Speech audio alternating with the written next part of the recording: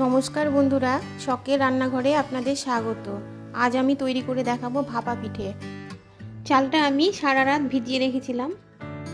এখানে আমি ভাতের চাল নিয়ে নিয়েছি, যে চাল দিয়ে আমরা প্রতিদিন ভাত রান্না করি সেই চাল নিলেই হবে, উষ্ণ চাল। এখন আমি চালটা জল থেকে ছেঁকে নেব।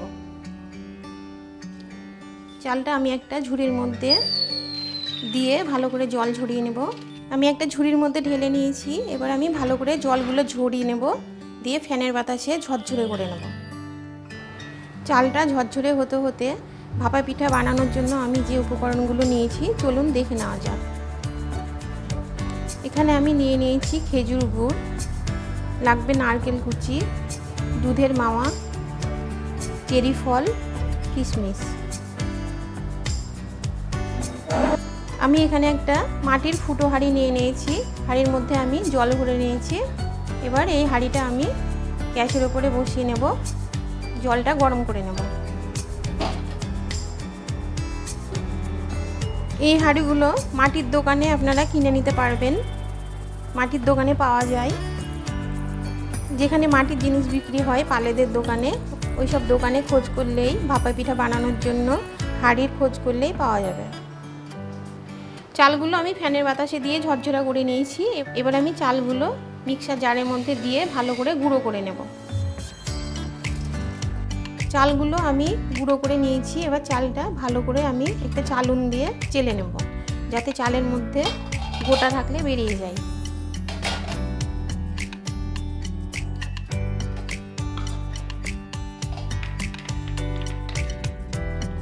চালগুলো আমি ভালো করে পিষে নিয়েছি। এবার আমি চালের মধ্যে দিয়ে নেব সামান্য পরিমাণের লবণ। লবণটা আমি এমনি দিচ্ছি, আপনারা চাইলে জল দিয়ে গুলে দিতেও পারেন। আর দিয়ে নেব জল।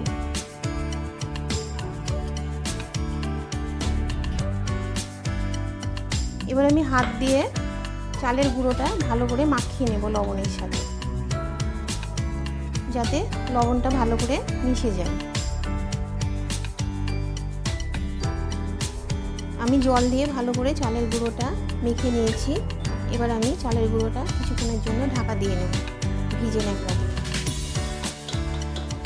আমি একটা পরিষ্কার সুতির ন্যাকড়া নিয়ে নিয়েছি। এই ন্যাকড়াটা দিয়ে এখন আমি চালের গুঁড়োটা ভালো করে ঢেকে নেব, যাতে ওপর থেকে চালের গুঁড়োটা শুকিয়ে না যায়।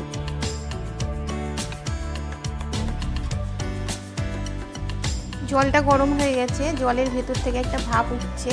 এবার আমি ভাপা পিঠেগুলো তৈরি করে দিয়ে দেব। একটা বাটি নিয়ে নিয়েছি, বাটির মধ্যে আমি চালের গুঁড়ো দিয়ে নেব। এরপরে আমি দিয়ে নেব গুড়,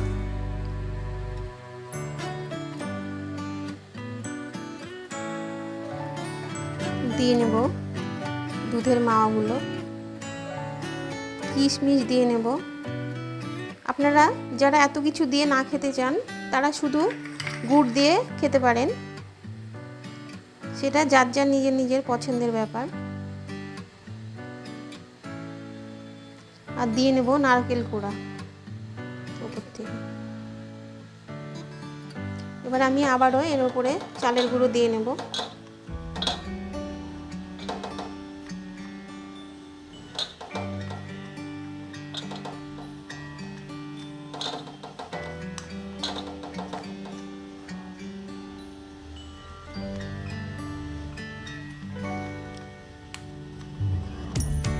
চালের গুঁড়ো দিয়ে আমি পুরগুলোকে ভরাট করে নিলাম। এবার এখানে আমি একটা পাতলা সুতি ন্যাকড়া ভিজিয়ে নিয়েছি, ভালো করে দিয়ে চিপে নিয়েছি জলটা। এবার ন্যাকড়াটাতে আমি এইভাবে দেব, দিয়ে হাঁড়ির মুখের মধ্যে আমি বসিয়ে দেব। আস্তে করে বাটিটা তুলে নেব, দিয়ে কাপড়টা আমি ঢাকা দিয়ে দেব।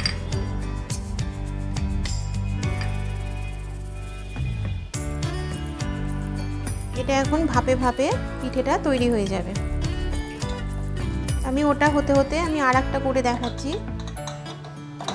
আমি একটু বড় সাইজের বাটি নিয়েছি, আপনারা চাইলে এর থেকে ছোটও করতে পারেন, আবার এর থেকে বড়ও করতে পারেন।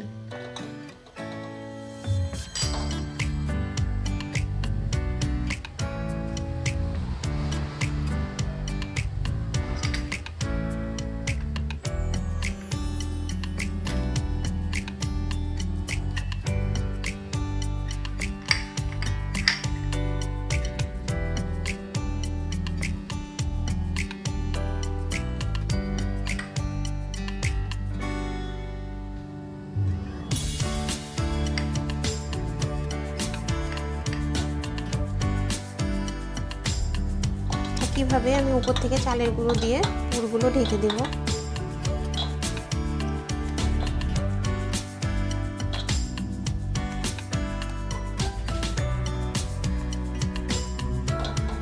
এবার আমি দেখে নেব পিঠেটা হয়েছে নাকি। দেখুন সেদ্ধ হয়ে গেছে, পিঠেটা আমার হয়ে গেছে। এবার আমি নামিয়ে নেব।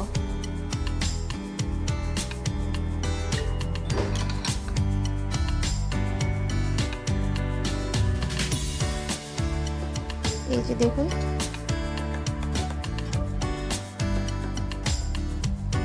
এবার আমি একইভাবেই পরেরটা করে নেব।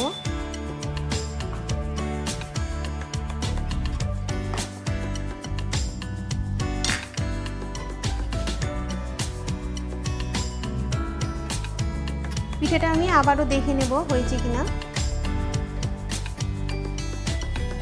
দেখুন একদম পিঠেটা হয়ে গেছে। এবার আমি নামিয়ে নেব।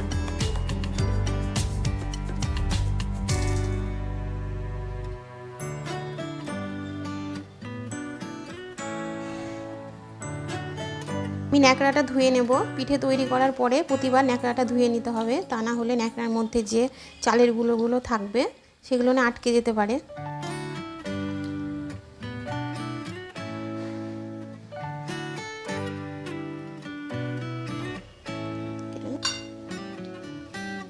আমি আবারও দিয়ে নেব। আমি এইভাবে সমস্ত পিঠেগুলো তৈরি করে নেব।